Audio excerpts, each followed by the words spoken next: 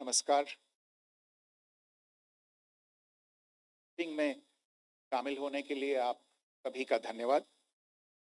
जैसा कि आप सभी जानते हैं, 22 अप्रैल 2025 को लश्कर ए तैयबा से संबंधित पाकिस्तानी और पाकिस्तान प्रशिक्षित आतंकवादियों ने भारत में जम्मू और कश्मीर के पहलगाम में भारतीय पर्यटकों पर बर्बरतापूर्ण हमला किया।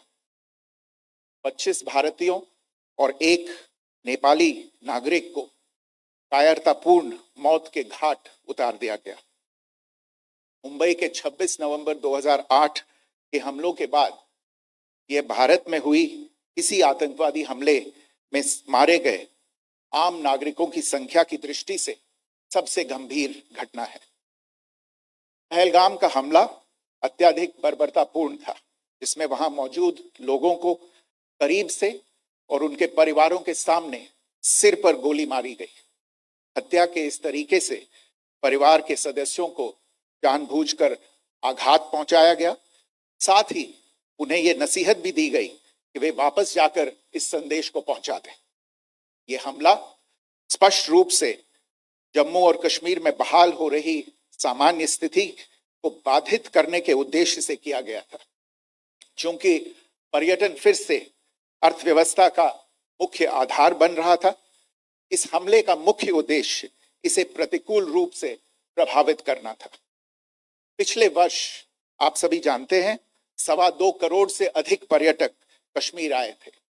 इस हमले का मुख्य उद्देश्य इसलिए संभवतः यह था कि इस संघ राज्य क्षेत्र में विकास और प्रगति को नुकसान पहुंचाकर इसे पिछड़ा बनाए रखा जाए और पाकिस्तान से लगातार होने वाले सीमा पार आतंकवाद के लिए उपजाऊ जमीन बनाने में सहायता की जाए।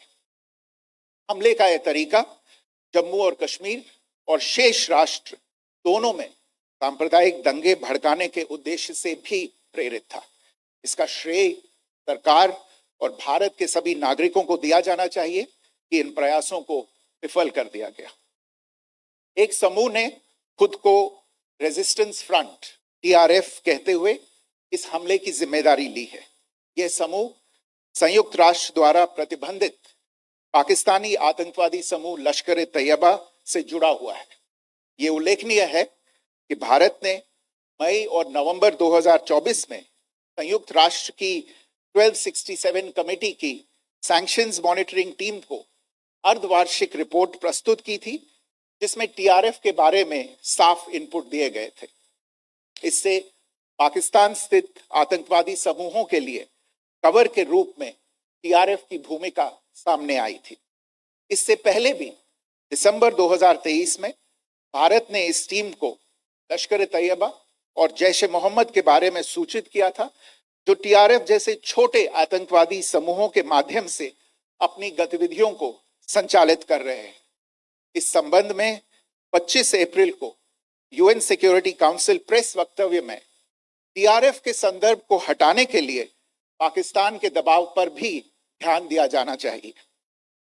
पहलगाम आतंकवादी हमले की जांच से पाकिस्तान के साथ आतंकवादियों के संपर्क उजागर हुए हैं।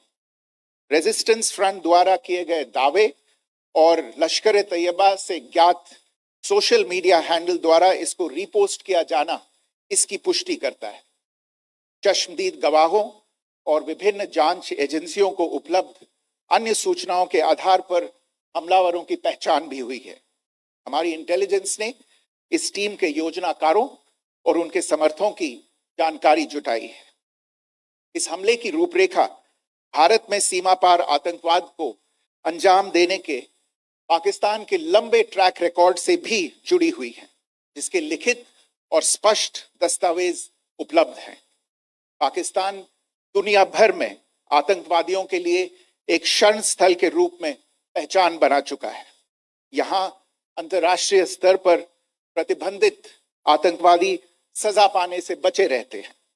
इसके अलावा पाकिस्तान ने इस मुद्दे पर विश्व और फाइनेंशियल एक्शन टास्क फोर्स जैसे अंतर्राष्ट्रीय मंचों को जानबूझकर गुमराह करने के लिए भी जाना जाता है।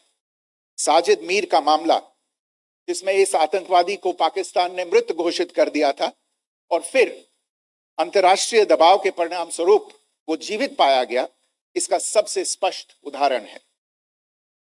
ये स्वाभाविक है कि पहलगाम में हुए इस हमले से जम्मू और कश्मीर के साथ साथ भारत के अन्य भागों में भी आक्रोश देखा गया।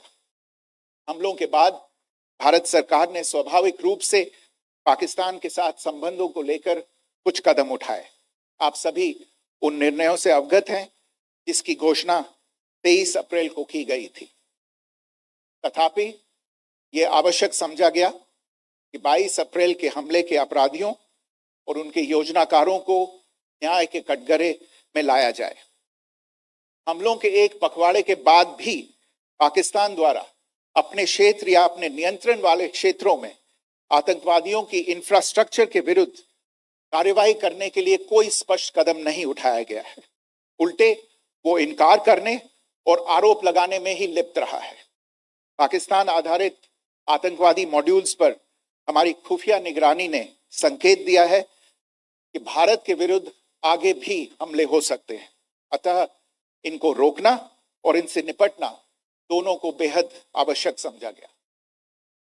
आज सुबह, जैसा कि आपको ज्ञात होगा, भारत ने इस तरह के सीमा पार हमलों का जवाब देने और उन्हें रोकने तथा उनका प्रतिरोध करने के अपने अधिकार का प्रयोग किया है। ये कार्यवाही नपीतुली, नॉन एस्केलेटरी, अनुपातिक और जिम्मेदारी पूर्ण है। यह आतंकवाद की इंफ्रास्ट्रक्चर को समाप्त करने और भारत में भेजे जाने वाले संभावित आतंकवादियों को अक्षम बनाने पर केंद्रित है।